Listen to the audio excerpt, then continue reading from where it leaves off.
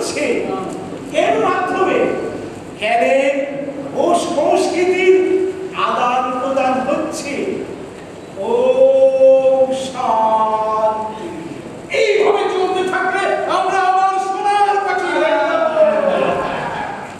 আবার ফিরে আসবে আমার সোনার পাখি, ফিরে আসবে আমার সোনার পাখি। দূর হবে করিনি দুঃখ আর যন্ত্রণা, মুছে দেব মোরা অত্যাচারীর যত লাঞ্ছনা। দুঃখের রাত হবে অবসান, সোনার পাখি করবে কলতান। সীমান্তে আমরা প্রহরী, রূপ হানাদারদের যত হানাদারি। ফিরে এসো সোনার পাখি, তোমার হৃদ মাঝারে রাখি। এসো সোনার পাখি, হৃদ মাঝারে রাখি। আচ্ছা, এই সোনার পাখিকে ফিরিয়ে আনতে আমাদের কি কি করতে হবে? দেখো, আমাদের মধ্যে যারা শিক্ষক আছে তাহলে তারা যেন সেই সব মানুষদের দায়িত্ব নেয় যারা শিক্ষার গুরুত্ব জানে না। যারা নারী কল্যাণের জন্য কাজ করে তারা নারী শিক্ষার গুরুত্ব ও সচেতনতার উপরে যেন জোর দেয়।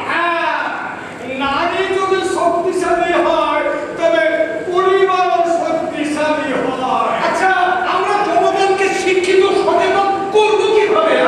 মাদকের থেকে জনগণকে দূরে থাকার পরামর্শ দিই, তাদের বোঝান এতে তাদের স্বাস্থ্যের ও পরিবারের ক্ষতি হচ্ছে।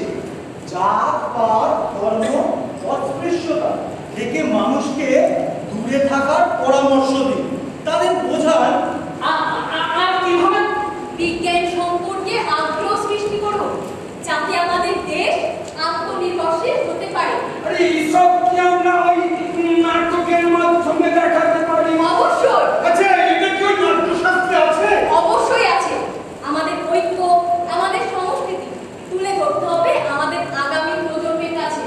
আমাদের বেদ, আমাদের পুরাণ, আমাদের পূর্বপুরুষরা এই দেশের জন্য যা কিছু অবদান রেখে গেছে তা আপনারা অন্বেষণ করুন। এই তাহলে তো প্রথমেই আমাদের ঐক্যবদ্ধ হতে হবে। হ্যাঁ, আমাদের স্বনির্ভর হতে হবে। তাহলে সারা বিশ্ব আমাদের অনুসরণ করবে। আমরা বিশ্বকে নেতৃত্ব ঠিক ঠিক, যে নেতৃত্বে থাকবে ওই শান্তির বার্তা, যে নেতৃত্বে সাম্রাজ্যবাদের কথা থাকবে না, থাকবে মানবতার কথা, মানুষের কথা। এছাড়াও সমাজের অনেক অন্ধকার দিক আছে, সেখানে আমাদেরকে আলো জ্বালতে হবে। সেগুলো বলুন। আরে বাবা, সবই যদি আমরা আপনাদের দেখিয়ে দিই, বুঝিয়ে দিই, তাহলে আপনারা কি করবে? আপনারা চারিদিকে তাকিয়ে দেখুন, তাহলে সব দেখতে পারবেন আর বুঝতেও পারবেন। আমি বলছি ওই ওই তন্ত্রথা, ভ্রূণ হত্যা, নারী পাচার, শিশু কন্যা হত্যা, পশু হত্যা, গাছ কেটে বন ধ্বংস না করা। কিন্তু কতগুলো দিক পেয়ে গেলেন, এভাবেই এগিয়ে চলতে হবে। এই বিষয়গুলো নিয়ে নাটক লিখুন, মানুষের মাঝে ছড়িয়ে পড়ুন, এতে বিনোদনের সঙ্গে জ্ঞানও লাভ হবে। আপনাদের নাটকের মাধ্যমে সচেতন হয়ে উঠুক জনগণ। হ্যাঁ, এবং আমরা আবার সোনার পাখি হব। আমরা ভারতের বসুধৈব কুটুম্বকমের ঐতিহ্য বহন করে 2047 সালে আমাদের স্বাধীনতার 100তম বছর উদযাপন করব।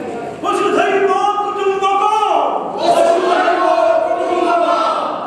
রাষ্ট্রীয় নাট্য বিদ্যালয় আয়োজিত ভারত জন্ম মহোৎসব আসুন আমরা সকলে মিলে অঙ্গীকার করি, আমরা আমাদের সংস্কৃতি, আমরা আমাদের সংস্কৃতি, আমাদের শিল্প, আমাদের শিল্প, আমাদের যা কিছু ভালো আছে, আমাদের যা কিছু ভালো আছে তা নিয়ে আমরা এগিয়ে যাব উন্নত ভারতের দিকে। তা নিয়ে আমরা এগিয়ে যাব উন্নত ভারতের দিকে। আসুন আমরা সবাই একসাথে বলি, আমাদের লক্ষ্য হোক উন্নত ভারত। আমাদের লক্ষ্য হোক উন্নত ভারত। দাসত্বের